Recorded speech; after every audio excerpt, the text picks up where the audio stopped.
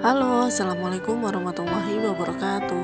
Hai teman-teman, kita jumpa lagi. Dalam video kali ini saya akan membahas tentang penilaian dalam kurikulum Merdeka Pembelajaran IPS di MI atau SD.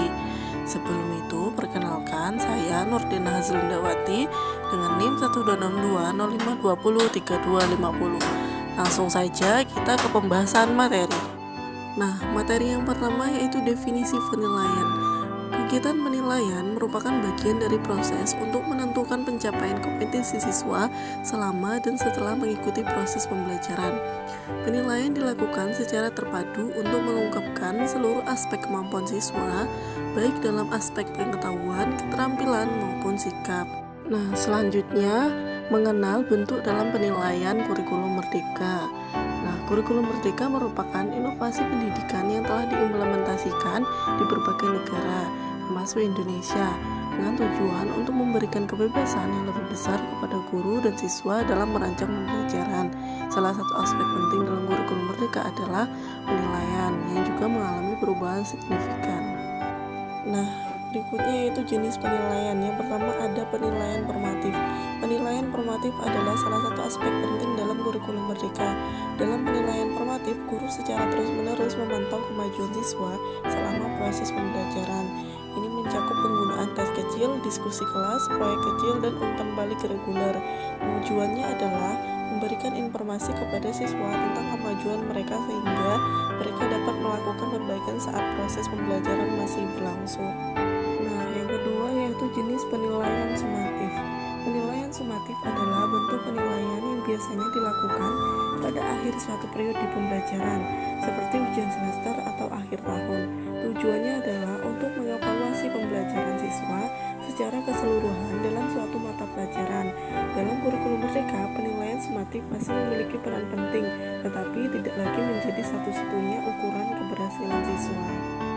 Nah, yang selanjutnya yaitu jenis penilaian proyek. Penilaian proyek adalah salah satu aspek yang sangat dianjurkan dalam kurikulum Merdeka. Siswa diberi tugas untuk membuat proyek atau karya yang mencerminkan pemahaman mereka terhadap materi pembelajaran.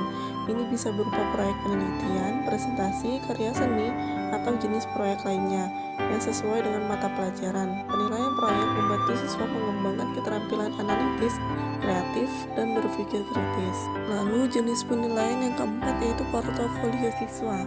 Portofolio siswa adalah kumpulan karya atau tugas yang mewakili perkembangan siswa sepanjang suatu periode pembelajaran. Dalam kurikulum Merdeka, penggunaan portofolio siswa semakin berkembang. Siswa diminta untuk mengumpulkan berbagai karya atau proyek yang mereka kerjakan selama pembelajaran. Lalu yang kelima yaitu jenis penilaian berbasis kinerja. Penilaian berbasis kinerja adalah bentuk penilaian yang menilai kemampuan siswa dalam menjalankan tugas atau situasi tertentu yang mirip dengan dunia nyata. Ini bisa mencakup simulasi, latihan praktis, atau ujian praktik. Dalam kurikulum Merdeka, penilaian berbasis kinerja digunakan untuk mengukur sejauh mana siswa dapat menerapkan pengetahuan dan keterampilan mereka pelajari dalam konteks situasi yang relevan. Nah, itu tadi 5 jenis dalam penilaian. Dari hal tersebut dapat kita simpulkan bahwa bentuk penilaian dalam kurikulum Merdeka menggambarkan pendekatan yang lebih inklusif, berfokus pada pembelajaran yang sejati, dan menghargai keragaman kemampuan siswa. Penilaian tidak lagi hanya menjadi alat untuk memberikan nilai, tapi juga sebagai alat untuk membantu siswa belajar dan berkembang. Dengan beragam bentuk penilaian ini, kurikulum Merdeka bertujuan untuk memberikan pengalaman pendidikan yang lebih relevan dan memenuhi kebutuhan untuk setiap siswa.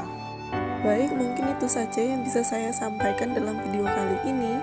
Masa kemangi sama ketupat, semoga ini bisa bermanfaat. Terima kasih. Wassalamualaikum warahmatullahi wabarakatuh.